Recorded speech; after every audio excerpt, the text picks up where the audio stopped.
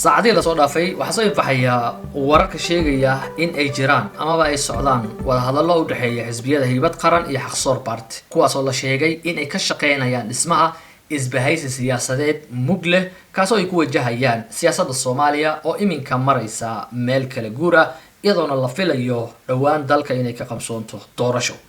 haddaba maxay tahay waxyaabaha ay ka wada hadleen xisbiyadan qodobada ay miiska soo saareen maxaa ka mid ah maxaa la filan karaa in dhinacyadu ugu dambeyn ay ku heshiiyaan oo halkaasi ka soo bixi kara isbahaysi mise midnimo maxay ku kala duwan yihiin dhinacyadu ayaan ku falanqeyn doonaa soo dhawaada saaxiibada la wadaaga inaad soo raacdaan isku day aragtidiina waa inoo muhiim aad ba u mahadsantihiin intaa kadib waxaa meel wanaagsan maraya wada hadallo siyaasadeed oo u dhaxeeya isbahaysiga Haybad Qaran iyo Xaqsoor Party kuwaas oo ku saabsan sidii ay u noqon lahaayeen axsaab ku midooba ahdaaf aragti iyo qorshayaal siyaasadeed oo lagu horumarin karo mustaqbalka siyaasadda Soomaaliya. kulamo horudhac ah oo ay yeesheen hoggaanka sare iyo golayaasha dhexe ee labada xisbi ayaa lagu sheegay in lagu gaaray is-afgarad guud oo ku aadan muhiimadda dhismaha midowgan iyo isbahaysigan. inkastoo ay soo baxayaan su'aalo la xiriira qaabka rasmiga ah oo ay labada dhinac isugu biirayaan, haddana waxaa lama huraan ah in laga heshiiyo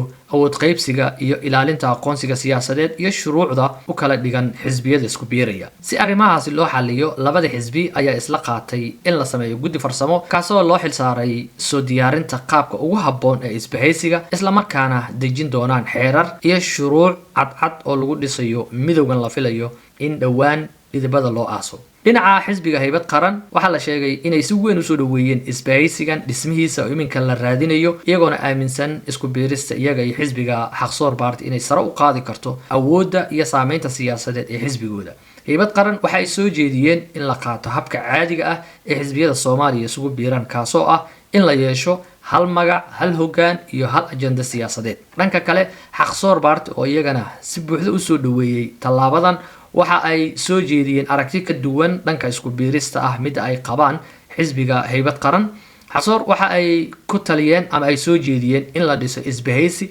laba xisbi oo mataana ah oo wada shaqeeya, halka oo labada xisbi ay ku ilaalinayaan aqoonsigooda iyo xeerarkooda balse ay wada dhisayaan awood siyaasadeed midaysan, isla markaana si wada jir ah ay uga wada shaqeeyaan siyaasadda ay isku raacsan yihiin iyo midda ay ku kala aragti duwan yihiin intaba. labada dhinac ugu dambeyn waxa ay isku raaceen muhiimadda isbahaysiga in la dhisa ah, waxaana si rasmi ah loo saaray guddi ka shaqeeya dejinta xeerar cusub oo waafaqsan qaab dhismeedka cusub ee isbahaysigan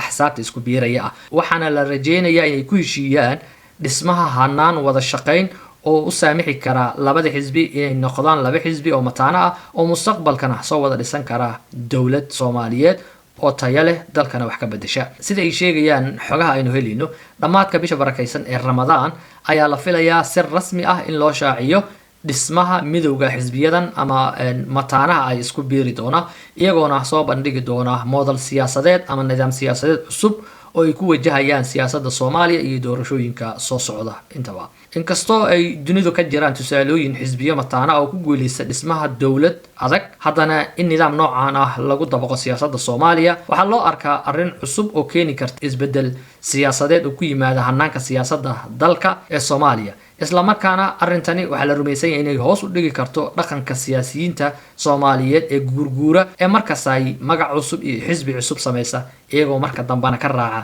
danahooda gaarka ah. isbahaysigan u dhaxeeya Haybad Qaran iyo Xaqsoor Party ayaa loo arkaa fursad lagu heli karo axsaab aragti ku midaysan leh ajende iyo mas'uuliyad siyaasadeed wadar jir ah oo ka turjumaysa danaha guud ee dalka. maxay kula tahay adiga aragtidaas noo reeb?